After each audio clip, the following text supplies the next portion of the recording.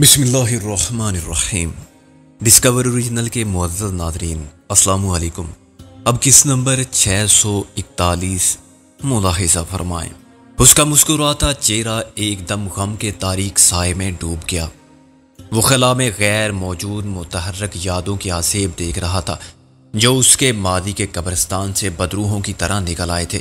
ابھی وہ حال میں زندہ تھا کہ میں نے اسے ماضی میں لے جا کر مار دیا۔ میں نے اس کے کندھے پر ہاتھ رکھا۔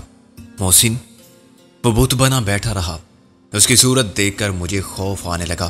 محسن، میں نے اسے جھنجھوڑا، ایسے مت دیکھ مجھے، کچھ بول، مجھے بتا میں کیا کروں، مجھے سزا دے میرے جرم کی، یہ سب میری وجہ سے ہوا تھا، میں نے تجھ سے تیری زندگی کی روشنی چھین لی، میں قاتل ہوں شیلا کا۔ پھر میں پھوٹ پھوٹ کر رونے لگا۔ محسن نے میرا ہاتھ پکڑ لیا۔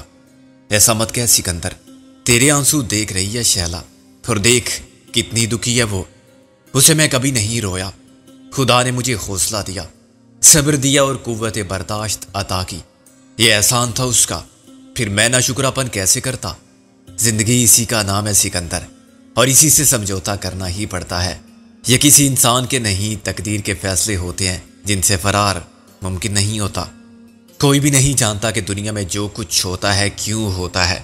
شیلا کو جانا ہی تھا تو وہ میری زندگی میں کیوں آئی تھی، اور جاتے وقت وہ مجھے ساتھ کیوں نہیں لے گئی۔ اپنے بیٹے سے اتنا زیادہ پیار تھا، یہ میں ضرور پوچھوں گا اس سے میدان حشر میں، لیکن وہ بیچاری کیا جواب دے گی، اس کے اختیار میں کیا تھا۔ فرط غم سے میرا دل پھٹنے کے قریب تھا، مگر میں فولادی اعصاب اور چٹان جیسا حوصلہ رکھنے والے اس انسان کو دیکھ رہا تھا جس نے حالات سے شکست کھانے سے انکار کر دیا تھا اور حقیقت کی بے رحمی کے سامنے اپنے یقین کی استقامت کے ساتھ ڈٹا رہا تھا۔ شاید اس کی جگہ میں ہوتا تو پاگل ہو جاتا، مگر یہ بھی میرا خیال تھا۔ قدرت کے حسن انتظام نے بقا کی جد و جہد کرنے والے انسان میں ایسی مافوق الفطرت قوتوں کو مخفی رکھا ہے جن کا ادراک خود اسے نہیں ہوتا، جب تک کہ حادثات و صدمات کی یلغار میں اس کے لیے حوصلے کے آخری تنکے کا سہارا لینا بھی ممکن نہ رہے، تب اچانک اسے کوئی دستے غیب میں سپرمین بنا دیتا ہے۔ چوہے میں بلی سے لڑ جانے کی طاقت آ جاتی ہے۔ کمزور پرندہ اپنے آشیانے کو بچانے کے لیے انسان پر حملہ کر دیتا ہے۔ محسن اتنا بڑا صدمہ جھیل کر بھی پاگل نہیں ہوا تھا، وہ مجھ سے زیادہ پرسکون تھا۔ میں شیلا کے بارے میں باتیں کرنا چاہتا تھا، وہ سب باتیں جو صرف محسن کے لیے تھی۔ اسی طرح محسن کا بس چلتا تو وہ مجھ سے اور کوئی بات ہی نہ کرتا، لیکن عملاً ہم دونوں نے بزدلی کا ثبوت دیتے ہوئے فرار میں پناہ تلاش کی۔ مجھ سے پہلے خود محسن نے موضوع بدل دیا۔ اس نے کہا، بہت دیر ہو گئی انہیں گئے ہوئے۔ میں نے کہا، یہ رابعہ کیسے پہنچ گئی واپس؟ میں نے بلوا لیا، ابھی گزشتہ ہفتے ہی تو آئی ہے۔ گزشتہ ہفتے تو کہاں تھا؟ جہاں ابو، وہ بولا، مگر اکیلا تھا۔ میں نے سوچا کہ کیوں نہ رابعہ کو بلا لوں، کہ آن دلی مل کے کریں آہو زاریاں، تو ہائے گل پکار میں چلاؤں ہائے دل۔ گل کی بات پر یاد آیا، گل بانو عرف ناگ منی اب کیسی ہے؟ اب کا کیا مطلب؟ وہ گل بانو ہی ہے۔ مجھے رابعہ کے بارے میں بتا، اس نے تیری کیسے مان لی؟ حالات خراب ہیں دوست، سچ کوئی نہیں سنتا، جھوٹ کا سکہ چلتا ہے۔ میں نے بھی جھوٹ کا سہارا لیا کہ سکندر اعظم ہندوستان فتح کرتا ہوا بنگال ہی پہنچنا چاہتا ہے، آؤ اس کا استقبال کریں۔ وہ بھی جیسے بہانہ ہی ڈھونڈ رہی تھی، باغی چلی آئی۔ اور اگر میں نہ آتا پھر کیا؟ ہم انتظار کا آدھا آدھا دکھ بانٹ لیتے۔ مگر تو دیکھ کہ جھوٹ بھی نیک نیتی اور خلوص کے ساتھ بولا جائے تو سچ کی طرح اثر کرتا ہے۔ کیا مطلب؟ تو رابعہ کو نہ بلواتا تو میں نہ آتا؟ ہاں، تو گرفتار ہو جاتا پولیس کے ہاتھوں۔ یہ جادوگروں کا دیس ہے، کوئی کاجل ہے، کوئی سرمے دانی۔ گل تیرے لیے سب سے زیادہ پریشان تھی، میں جھوٹ نہیں بولوں گا۔ پریشان اور فکر مند تو ہم سب تھے، مگر اس کی حالت، وہ پاگل ہے۔ محسن نے نظر چراتے ہوئے آہستہ سے کہا، جیسے وہ اس موضوع پر بات کرتے ہوئے ڈرتا ہو۔ سنا ہے تجھے پولیس نے پکڑ لیا تھا، پھر ملٹری والے لے گئے تھے، جان کیسے چھوٹی ان سے؟ میں نے کہا، چیف کیٹو، یہاں کے سیاسی و معاشرتی حالات کا تو نے بھی مشاہدہ کیا ہوگا۔ محسن بولا، بے شک مجیب کے حامی غالب اور با اختیار ہیں، اور سکہ بھی انہی کے نام کا چلتا ہے، مگر اس کی وجہ عوامی لیگ یا ان کے منشور کی مقبولیت نہیں، کچھ اثر مجیب کی شخصیت کا ہے۔ بالکل اسی طرح ہٹلر کی شخصیت نے جرمن جیسی ذہین قوم کی عقل کو مفلوج کر دیا تھا۔ باقی ان کی دہشت ہے، وہ انتہا پسند، جنونی اور خونی انتقام کے جذبات سے مغلوب ہے، نہ مخالفت برداشت کرتے ہیں اور نہ پاکستان کی حمایت، خواہ وہ جائز ہو۔ اکثریت کو مظلومیت، احساس محرومی، ناانصافی اور استحصال کی شکایت ضرور ہے، مگر اس کا علاج وہ پاکستان سے علیحدہ کسی ریاست کے قیام کی صورت میں نہیں چاہتے۔ اکثریت میں ابھی وہ لوگ بھی ہیں جو پاکستان بنانے کے سارے عمل میں شریک تھے اور یہ نہیں سمجھتے کہ ان سے کوئی سیاسی غلطی سرزد ہوئی تھی۔ وہ مجیب کے بنگلہ دیش کو ایک سیاسی المیہ سمجھتے ہیں۔ ان کے نزدیک جسم کے کسی بیمار عضو کا واحد اور پہلا علاج یہ نہیں کہ اسے کاٹ کر الگ کر دیا جائے۔ سیاسی مسائل بات چیت، مذاکرات، احتجاج اور مظاہروں کے دباؤ سے بھی حل کیے جاتے ہیں۔ حالات اتنے برے بھی نہیں کہ پھر آزادی کا مطالبہ کر دیا جائے۔ بھائی ابھی تو آزادی حاصل کی ہے انگریز سے، چوتھائی صدی بھی نہیں گزری، چوتھائی صدی بیت چکی ہے۔ میں نے کہا آج واقعی 25 سال سے زیادہ ہو گئے ہیں، مگر علیحدگی کا نعرہ تو بہت پہلے لگا دیا گیا تھا۔ محسن بولا، میں اپنی زندگی کا منحوس ترین دن 16 دسمبر کو شمار کرتا ہوں، جب بنگلہ دیش نے اعلان آزادی کیا تھا۔ اپنوں سے کیسی آزادی یار؟ تو چھوڑ یہ دل دکھانے والی باتیں، مجھے یہ بتا کہ ڈھاکہ پہنچ کے کیا ہوا تھا؟ کچھ نہیں، میں چند دن ہوٹل شاہ باغ کے سامنے والے کھمبے پر اپنے پیغام کو خود پڑھتا تھا، سارا دن انتظار کرتا تھا اور رات کو ایک پاکستان کی حامی مجاہد کے گھر لوٹ آتا تھا۔ اس مجاہد کی کہانی الگ ہے جو پھر کبھی فرصت میں سناؤں گا۔ میں نے اس کے ساتھ بڑے مارکے سر کیے، کئی بار شر پسندوں کو ٹھکانے لگایا اور ان کے عزائم کو خاک میں ملایا، بہت سے محصور ہو جانے والوں کو بچایا، کچھ کو نہ بچانے کا صدمہ مجھے ہمیشہ رہے گا۔ پھر وہ مجاہد مارا گیا، مگر میں بے گھر نہیں ہوا۔ گئے دن کے تنہا تھا میں انجمن میں، یہاں اب میرے رازداں اور بھی ہیں، وہ سب گھر میرے ہو گئے جن کو بچانے کی خدا نے مجھے توفیق دی تھی۔ وہ خود کو شکر گزار، احسان مند اور مقروض سمجھتے تھے۔ میں جب گھر بدلتا تھا تو ان کا پتہ فرنچ میں لکھ آتا تھا، اس طرح کہ کوئی سمجھ بھی لے تو براہ راست وہاں تک نہ پہنچ پائے۔ اول تو مطلب ہی نہ سمجھے، اور سمجھے تو صرف سکندر بخت کو کوڈ ورڈ میں ہوتا تھا پیغام۔ کئی بار ایسا ہوا کہ اس پر کوئی اپنا اشتہار یا پوسٹر لگا گیا، اعلان، اطلاع عام، خوشخبری، اعلان کسی سیاسی جلسے کا، اطلاع عام کسی اشتہاری مجرم کے لیے، خوشخبری ان جوانوں کے لیے جو ستاروں پر کمند ڈالنے کے بجائے دیگر لغویات میں جوانی لٹا چکے ہوں اور شب عروسی میڈیکل میں رہ گئے ہوں۔ میں ہنس پڑا، یہ وضاحت ضروری نہیں تھی، میں گیدڑ تو نہیں ہوں۔ پھر بھی شامت مجھے شہر لے آئی، مجھے کوئی اندازہ نہ ہوا کہ میں بھی کسی کی نظر میں ہوں۔ کون تھی وہ؟ میں نے کہا، تھی نہیں، شکاری تھے۔ محسن بولا، وہ تاڑ چکے تھے کہ یہ بندہ کوئی پوری اسرار گیم کھیل رہا ہے۔ انہوں نے مجھے بار بار کچھ لکھ کے کھمبے پر چپکاتے دیکھ لیا ہوگا۔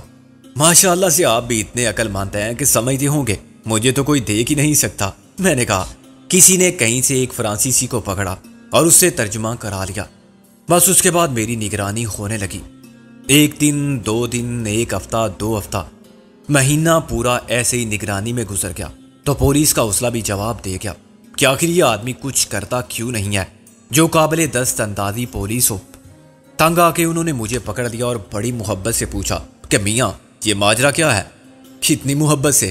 میں نے کہا، بس یار تو جانتا ہے ان کی محبت کو۔ محسن نے آ بھری، وہ تو ہر رات مجھے بجاتے رہے مگر اللہ کو کچھ اور منظور تھا۔ اچانک کاجل نمودار ہوئی۔ اس وقت نہ چیز مرغا بنا ہوا تھا اور نہ معقول تھانے دار، بس یہ تھا کہ میں انڈا دوں۔ ملاحظہ فرمایا آپ نے ان کی عقل کو؟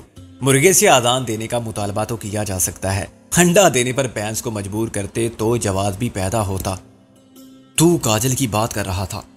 ہاں، کاجل بڑی من مونی لڑکی ہے، اس پر کوئی بھی عاشق ہو سکتا ہے، افلاطون سے مجنوں تک، مگر وہ ایک مرغے پر فریفتہ ہو گئی۔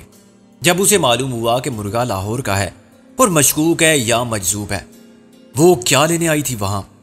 کسی کو پوچھتی ہوئی آئی تھی۔ محسن بولا، اب یہ تو تجھے معلوم ہو گیا ہوگا کہ کاجل غلطی سے ڈھاکہ میں پیدا کر دی گئی، ورنہ وہ ہے وہیں کی جہاں کے ہم بھی ہیں۔ اس کا باپ دوگلا ہے، ڈبل ایجنٹ، دل سے پاکستانی، دماغ سے بنگلہ دیشی، ایسے یہاں بہت ہیں۔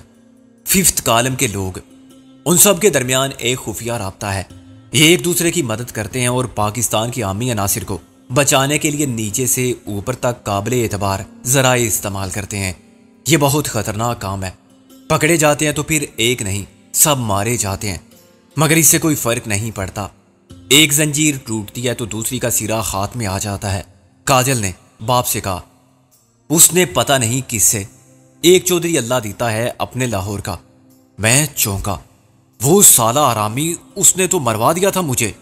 محسن ہنسا، ابے وہ بڑا فنکار ہے، ایکٹنگ ایسی کرتا ہے کہ کوئی بھی دھوکہ کھا جائے۔ یار ہم نے اس کی معرفت 1.25 سیر کے قریب سونا بیچا تھا۔ وہ کسی LA کو لے آیا، لالا جیپ للوانی۔ وہ 22,000 دے کر نکلا تو اسے مروا دیا۔ ہم فرار نہ ہوتے تو پکڑے جاتے۔ تو نہیں سمجھتا اسے، وہ سونا بھی واپس لا دے گا تمہیں۔ کیا سونا واپس لا دے گا؟ میں نے کہا، نہیں محسن، وہ بڑا منحوس سونا ہے، لعنت اس سونے پر۔ گل اور نازو ٹھیک ہی کہتی تھی، میں پہلے ان کا مذاق اڑاتا تھا، مگر کیا اب تو قائل ہو گیا اس نظریے کا کہ سونا منحوس ہوتا ہے؟ حالانکہ ہر مبارک موقع پر پہنایا جاتا ہے۔ سونا صرف ایک زرد رنگ کی دھات ہے اور عورت کی کمزوری ہے۔ اچھا پھر کیا ہوا؟ کاجل نے کیا تیر مارا؟ ایک تیر میرے سینے میں مارا کہ خائے خائے، تو جانتا ہے کہ میرا مزاج لڑک پن سے آشکانہ ہے، مگر اثر وقتی سا ہوتا ہے۔ تیر اسی کے باپ نے مارا، اس نے مجھے ملٹری والوں کے پاس پہنچا دیا، چولہے سے نکال کے باڑ میں جھونک دیا، گویا کم سے کم میں یہی سمجھتا تھا پہلے، مگر وہ بڑا شاطر ہے، اس نے بہت دیکھ بھال کے انتخاب کیا تھا۔ اس یونٹ کا کرنل اور تقریباً ساری نفری پاکستانی تھی، 2 بنگالی تھے مگر پاکستان کے حامی۔ کاجل تو ہمیں یوں جانتی ہے جیسے ہمارے ساتھ رہی ہو، اس نے باپ کے ذریعے ہمارے تحفظ کو یقینی بنایا۔ ڈرامے میں حقیقت کا رنگ بھرنے کے لیے ہی پولیس نے خاک سار کی کھال میں بھوس بھرا تھا۔ تھانے دار بعد میں معافی مانگ رہا تھا اور اپنی مجبوری بتا رہا تھا۔ حرام زادہ، میرے ساتھ جتنے جیب کترے چور پکڑے جاتے تھے انہیں بھی میرے برابر راشن ملتا تھا، جوتا کاری کا۔ کاجل کی معرفت مجھے اطلاع مل گئی تھی کہ مجھے تھوڑی سی ہمت اور قوت برداشت سے کام لینا ہوگا۔ مجھ سے جرا تفتیش ضرور کی جائے گی، مگر یہ رسمی کارروائی کرنے والے بھی کیا کریں، وہ مجبور ہیں۔ ان کے اوپر نگرانی کرنے والے بیٹھے ہیں جو نتائج مانگتے ہیں، اعلیٰ کارکردگی کی توقع رکھتے ہیں۔ ملٹری فیلڈ انٹیلیجنس یونٹ میں ایک لیفٹیننٹ سخت متعصب قسم کا قوم پرست تھا۔ ایک دن اس نے تفتیش کی، بس یار اس دن تو واقعی کلمہ پڑھ لیا تھا میں نے۔ دراصل اس دن کرنل کہیں ہائی کمان کی میٹنگ میں تھا اور سیکنڈ ان کمانڈ کے ہاتھ میں سارے معاملات تھے، ورنہ ایسا نہ ہوتا۔ عام طور پر جو لوگ تفتیش کرتے تھے وہ مجھے الگ کمرے میں لے جا کے بالکل بدل جاتے تھے۔ وہ تفتیش کا سارا شور و غل ریکارڈ کرتے تھے۔ گالی گلوچ کی آوازیں، میری فریاد و فغاں۔ ایک ریڈیو ڈرامہ ہوتا تھا جس میں صوتی اثرات کا خاص خیال رکھا جاتا تھا۔ بعد میں یہ رپورٹ کرنل کو پیش کی جاتی تھی۔ میں جب کرنل کے سامنے جاتا تھا تو ظاہر یہ کرتا تھا کہ دم واپس برسرے راہ۔ پھر ایک دن مجھے رات کے وقت بلایا گیا، مجھے معلوم ہے وہ بھی ڈرامہ تھا۔ میری پیشی کرنل صاحب کی خدمت میں کی گئی۔ مجھے بتایا گیا کہ میرا سمری کورٹ مارشل ہوگا، اس میں سیکنڈ ان کمانڈر اور ایڈ جوائنٹ بطور معاون شریک ہوئے۔ میری فرد جرم پڑھ کے سنائی گئی۔ مجھ پر الزام تھا کہ میں جاسوسی اور تخریب کاری کی غرض سے بنگلہ دیش آیا تھا اور میرا جرم ثابت ہو چکا ہے، چنانچہ مجھے سزائے موت دی جاتی ہے۔ یہ سب کچھ 1 گھنٹے میں ہو گیا۔ استغاثہ کا بیان، فرد جرم، میرا صفائی کا بیان اور فیصلہ۔ اپیل کی گنجائش ہی نہ تھی۔ مجھے صبح 5 بجے گولی مار دینے کا حکم صادر کرنے کے بعد سمری کورٹ مارشل ختم ہو گیا اور مجھے ایک طرح سے ڈیتھ سیل میں پہنچا دیا گیا۔ اس رات میری عجیب ذہنی کیفیت تھی۔ کاجل کی طرف سے یقین دہانی پر میرا اعتقاد متزلزل ہو رہا تھا۔ مجھے یوں لگتا تھا جیسے یہ ڈرامہ نہیں حقیقت ہے اور مجھے واقعی صبح 5 بجے گولی مار دی جائے گی۔ 4 بجے کے قریب 2 فوجی آئے اور مجھے اپنے ساتھ لے گئے۔ ایک کیپٹن نے میرے ہاتھ میں ریوالور دیا، لو اب بھاگ جاؤ۔ میں نے حیرانی سے کہا، بھاگ جاؤں یعنی فرار ہو جاؤں؟ ہاں، تمہارے فرار کے سب انتظامات مکمل ہیں۔ کیپٹن نے کہا، ہم نے بائیں طرف سے خاردار تاروں میں راستہ بنا دیا ہے، یہ جوان تمہیں راستہ دکھائیں گے۔ میں نے کہا، فرار ہو کے میں کہاں جاؤں گا؟ کیپٹن نے مجھے ایک نقشہ پکڑا دیا جو سادہ کاغذ پر پنسل سے بنایا گیا تھا۔ یہاں تم کو ایک کار ملے گی، ڈارک براؤن مرسیڈیز۔ اسے مجھے نمبر بھی بتا دیا تھا جو اب مجھے یاد نہیں، مگر وہ عبدالستار چودھری نے بھجوائی تھی اور اسے کاجل چلا رہی تھی۔ کیپٹن نے مزید کہا کہ جیسی مجھے فرار کا سگنل ملے گا گارڈ فائرنگ شروع کر دیں گے اور تم مارے جاؤ گے۔ مجھے اپنے کانوں پر یقین نہ آیا۔ مارا جاؤں گا؟ کیپٹن مسکرایا۔ حوصلے سے کام لو جوان، فائرنگ تم پر نہیں ہوگی۔ این اسی وقت ایک اور ملزم کو فرار کا موقع فراہم کیا جا رہا ہے۔ وہ ایک ہسٹری شیٹر قسم کا بدماش ہے جس پر قتل و خونریزی کے متعدد الزامات تھے، مگر پولیس نے اسے کھلی چھٹی دے رکھی تھی۔ اسے قربانی کا بکرا بنایا گیا ہے اور یہ بتایا گیا ہے کہ دائیں طرف جائے، ادھر سے نکلنے کا کوئی راستہ نہیں۔ وہ این باڑ کے قریب گولیوں کا نشانہ بن جائے گا۔ اپنے کپڑے اتار دو، یہ کپڑے قربانی کا بکرا پہنے گا۔ میں نے کہا کیا میں ایسے ہی بھاگوں گا؟ کیپٹن سمجھا نہیں، چنانچہ مجھے بتانا پڑا کہ لباس کے بغیر میں نہیں بھاگ سکتا، میں تو شرم سے زمین میں گڑ جاؤں گا۔ اس نے کہا کہ اندھیرے میں کون دیکھنے والا ہے اور جان بچانے کے لیے اتنا تو کرنا ہی پڑے گا۔ بس بھائی کبیر خان، اس رات بے شرمی کی انتہا ہو گئی۔ میں سے بھاگا اور ابھی میں خاردار تاروں کی باڑ سے نکلا بھی نہ تھا کہ تڑ تڑ گولیاں چلنے لگیں اور محافظوں کی سیٹیاں گونجنے لگیں۔ سرچ لائٹس روشن ہو گئی مگر کسی کا رخ میری طرف نہیں ہوا۔ میں اندھیرے میں آنکھیں پھاڑ پھاڑ کے براؤن کار تلاش کر رہا تھا۔ براؤن رنگ کا تو خاک پتہ چلتا مجھے، مگر کار میں نے دیکھ لی، اس کا انجن سٹارٹ تھا۔ اس وقت تک مجھے یہ علم نہ تھا کہ اسے چلانے والی کاجل ہوگی۔ میں نے آؤ دیکھا نہ تاؤ اور دروازہ کھول کے کار میں گھس گیا۔ جب کاجل ہنسی تو مجھے صورتحال کے انتہائی قابل اعتراض ہونے کا احساس ہوا، اور میں کیا بتاؤں، زندگی میں اتنی شرمندگی میں نے کبھی نہیں اٹھائی ہوگی۔ میں نے ادھر ادھر دیکھا کہ سطر پوشی کے لیے کچھ ہوگا، مگر کار میں کیا ملتا؟ کار اندھیرے میں دوڑتی چلی جا رہی تھی اور کاجل مجھے تسلی دے رہی تھی کہ گھبرانے کی ضرورت نہیں۔ مجھے سخت طیش آیا اور میں نے کہا کہ اچھا پھر تم بھی میری طرح ہو جاؤ۔ ہنستے ہنستے میرا برا حال ہو گیا۔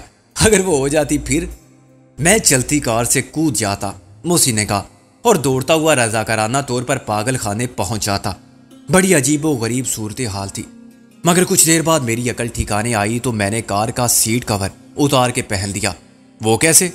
بس پہن لیا، ضروری حصے پر اسے لپیٹ لیا، غیر ضروری حصے بہرحال جامے سے باہر رہے۔ تو نے دیکھا ہے کبھی کسی کو سیٹ کور میں ملبوس؟ ایسا لگ رہا تھا جیسے میں کسی افریقی قبیلے کا پہلوان اکھاڑے میں اترنے والا ہوں، کوئی زولو ڈانس کرنے کے لیے۔ اسی خلت فاخرہ کے ساتھ میں عبدالستار چودھری کے درد دولت پر پہنچا اور ان کی خدمت میں پیش ہوا۔ کاجل نے راستے میں تو ذرا بھی نوٹس نہیں لیا، وہاں کھی کرنے لگی کہ بالکل ٹارزن لگ رہے ہو، جو ایسے ہی سوٹ میں شاخ سے لٹک کر جھولتا ہوا بائی ایئر دوسرے درخت تک جاتا ہے۔ میں نے بڑی متانت سے فرمایا کہ سیٹ کا کور دوسرا حصہ اتار کے والد صاحب قبلہ کے لیے بھی ایسا ہی سوٹ بنوا لو۔ والد صاحب نے خاصا برا مانا، مگر پھر مجھے زیر زمین کر دیا۔ وہاں ایک انڈر گراؤنڈ فلور ہے پورا۔ 2 ہفتے میں وہاں روپوش رہا۔ سرکاری طور پر میں وفات پا چکا تھا۔ میں نے سزائے موت کے عدالتی فیصلے پر عمل درآمد سے پہلے ہی مرنے کا فیصلہ کیا اور محافظوں کو دھوکہ دے کر بھاگا، مگر باڑ عبور کرنے سے قبل ہی مجھے گولی مار دی گئی۔ میری شناخت کے بعد میری لاش وہیں دفنا دی گئی۔ یہ معلومات کاجل کے ذریعے مجھے ملی، مگر اسے شاید چودھری نے بتایا ہوگا۔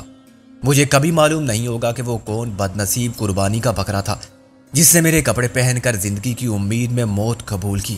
اسے بھی کہا گیا ہوگا کہ بیس بدل کے تم آسانی سے فرار ہو جاؤ گے۔ اس کھیل میں زندگی صرف ایک کے لیے تھی اور پورا فال میرے نام نکل چکا تھا، مگر وہ نہیں جانتا تھا۔ 2 ہفتے تک کاجل تمہاری تلاش میں رہی اور اس نے اے ڈی کو بھی اس خدمت پر مامور کیا۔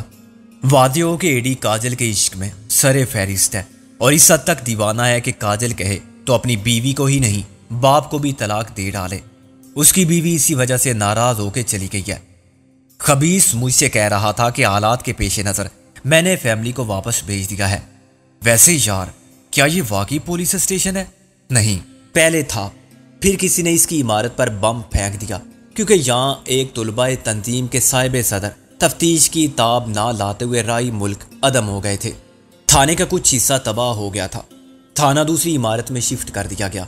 اس کے 2 کمرے باقی بچے تھے، وہ ہمارا گیسٹ ہاؤس بنا دیے گئے۔ اس کھنڈر کی طرف کون آتا ہے اور یہ جگہ بھی الگ تھلگ۔ رات کو یہاں فقیر اور چرسی سونے کے لیے آتے ہیں۔ انہیں پہلی رات ہی پکڑ لیا گیا اور اصلی تھانے پہنچا دیا گیا۔ ویسے خبیث کے 3 دن بعد پھر موجود۔ ان کا خیال تھا کہ وہ اتفاق سے پکڑے گئے تھے، ورنہ ٹھکانہ اچھا ہے۔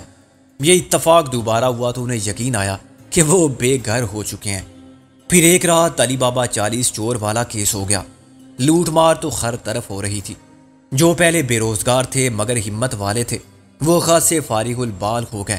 4 نو آموز نہ جانے کہاں سے لمبا ہاتھ مار کے آ گئے تھے، مجھے تو پتہ بھی نہ چلتا۔ رابعہ نے جگا کے کہا کہ دوسرے کمرے میں کوئی ہے۔ میں نے چھپ کے دیکھا تو وہ موم بتی جلائے مال غنیمت تقسیم کر رہے تھے۔ ریوالور میرے پاس تھا۔ میں نے گرج کر کہا، ٹھہرو، تمہاری تو، اور دائیں سے پستول داغ دیا۔ وہ ایسے بد حواس ہو کے بھاگے کہ دروازے سے گزرتے ہوئے آپس میں ٹکرا گئے۔ میں نے پھر گولی چلائی۔ میرا خیال ہے ان میں سے ایک تو ہوائے ضروریہ سے بھی فارغ ہو گیا تھا، دوسرے کی دھوتی کھل گئی تھی۔ بھاگتے چور کی لنگوٹی والا محاورہ درست ثابت ہوا۔ رابعہ اور میں جب مال گن رہے تھے تو ان کی حالت کا تصور کر کے ہمیں بار بار ہنسی آتی تھی۔ تقریباً 70,000 روپے تھے۔ رابعہ کا خیال تھا کہ پولیس کو ساری بات بتا دی جائے اور رقم بھی ان کے حوالے کر دی جائے۔ پولیس کے کچھ ارکان بھی ہماری خدمت پر مامور تھے اور صبح و شام ضرور حاضری دیتے تھے، ناشتہ کھانا لاتے تھے، اور ہمارے ہر حکم کی تعمیل کو ان پر فرض کر دیا گیا تھا۔ ایک پٹھان تھا، دوسرا سندھی، اپنے اپنے گھروں کو یاد کر کے 4 آنسو بہاتے تھے اور ہم سے پوچھتے تھے کہ واپس جانا بھی نصیب ہوگا یا نہیں۔ میں ہر روز ایک ہی جواب دیتا تھا، بے شک ہم سب کو لوٹ کر جانا ہے۔ پھر وہ رقم واپس کر دی تم نے؟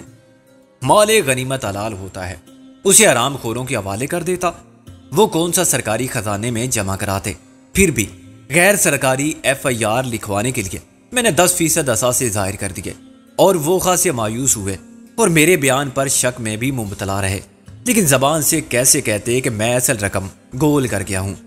انہوں نے 7,000 آپس میں بانٹ لیے، صبر شکر کے ساتھ، مگر وہ تھے پولیس مین۔ رات کو آ گئے کہ چور پھر آئیں گے تو ان سے تفتیش کے ذریعے اصل رقم معلوم ہو جائے گی۔ صبح تک جمائیاں لیتے رہے، پیرا دیتے رہے اور بہت مایوس واپس ہو گئے۔ میں نے ہنس کے کہا، اگر وہ آ جاتے اور بتا دیتے کہ رقم 7 نہیں 70,000 تھی، پھر کیا؟ ہم کہتے کہ صفر اس نے خود لگایا ہے۔ کیا یہ سچا ہے اور ہم جھوٹے؟ محسن بولا، وہ ہم سے ڈرتے بہت تھے، معلوم نہیں ان پر کس کا دباؤ تھا۔ یار یہ رابعہ نہیں آئی باقی لوگوں کے ساتھ، مجھے تو اب تشویش لاحق ہو رہی ہے۔